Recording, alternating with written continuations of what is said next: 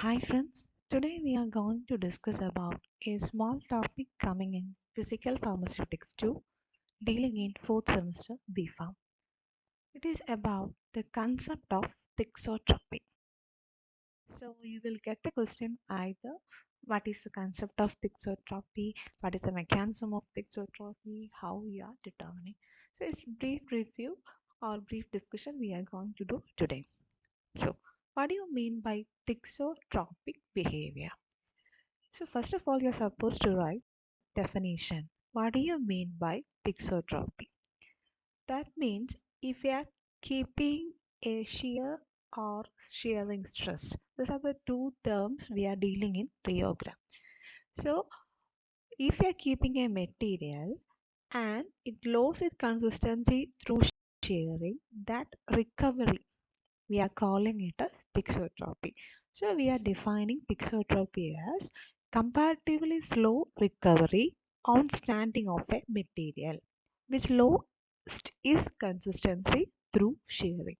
Means through shearing, a product on standing loses its consistency, and this consistency losing it's a slow recovery.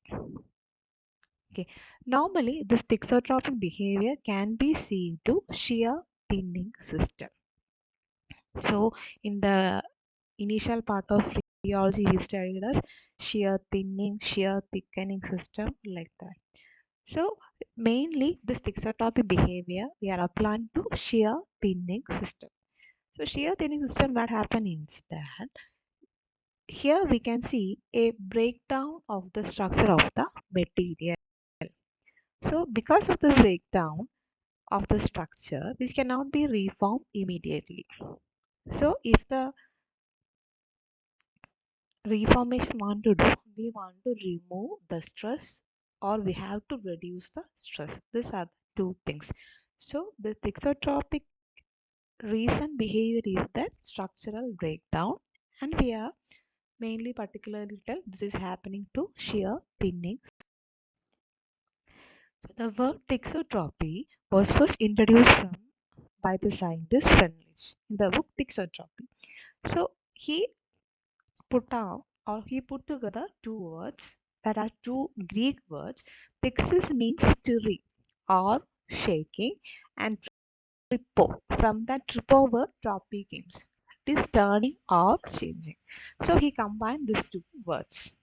And according to Swedish National Encyclopedia, thixotropic definition is the property of viscous or gel-like product turning more liquid as a longer time and more vigorous it is deformed.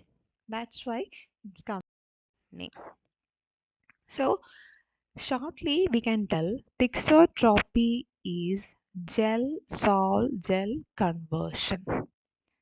Gel conversion. So some conversion is there. So what happened? We are telling sol means liquid or fluid consistency only. So we are telling thixotropy is a phenomena of the fluid which show reversible structural transition. So what happened in thixotropy? It is a reversible structural transition. That's why we are calling gel transformation, and this is happening due to time dependent changes in the viscosity induced by either the temperature, pH, or other components. But what happened in the volume? No changes are there. So it is a time dependent changes in the viscosity.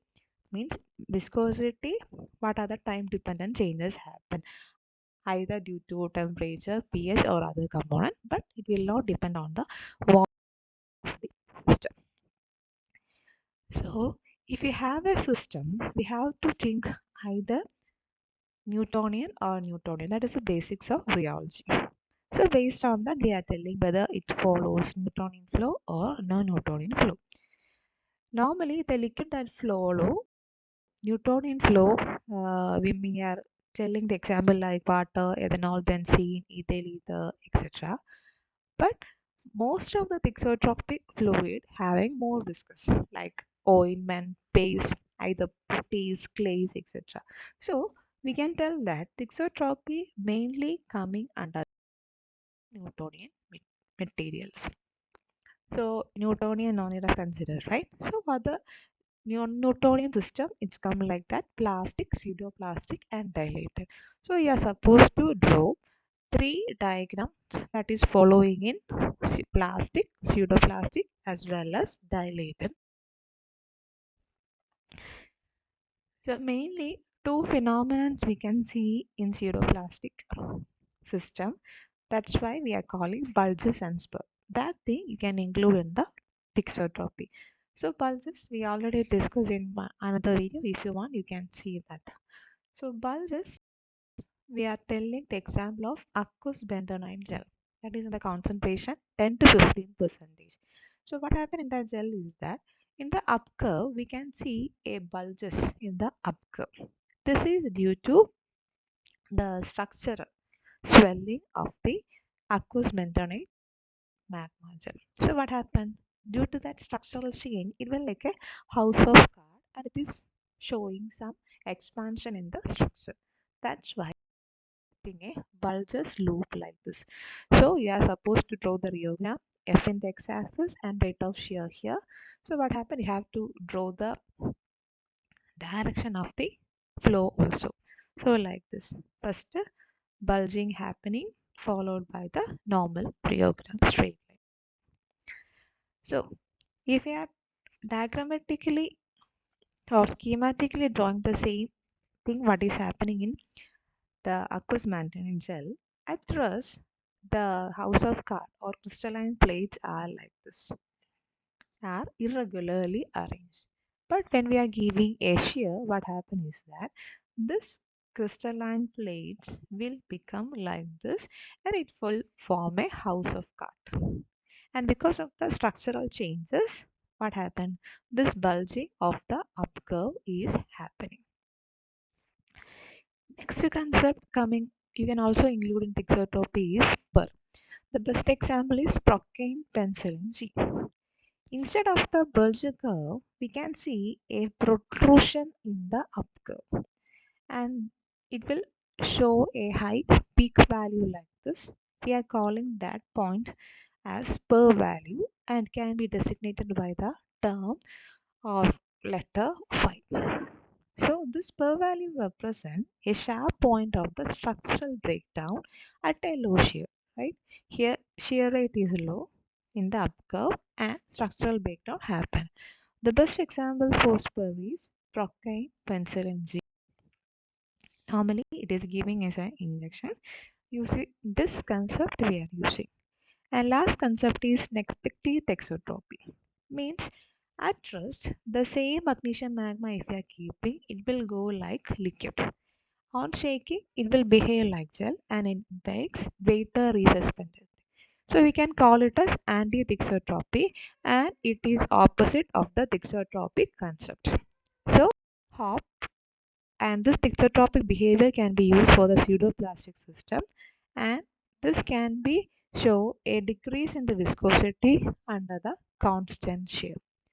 How this is here and you can use the concept here. And last part you have to include how you can measure the thixotropy. So measuring the thixotropy, four ways are there. First one, we can measure the area within the hysteresis loop from the right shear curve. Second, you can use the viscometer. Means it is a flow, right? So you can use the viscometer, rheometer. And third one, you can use texture analyzer to characterize the textural and rheological profile. And third one, you can use apply the numerical or computer model to find out the rheological characteristic of bioadhesive gel. So these are the basic concept we are using, and if you find useful this video, you can share to your friends. Thank you for watching.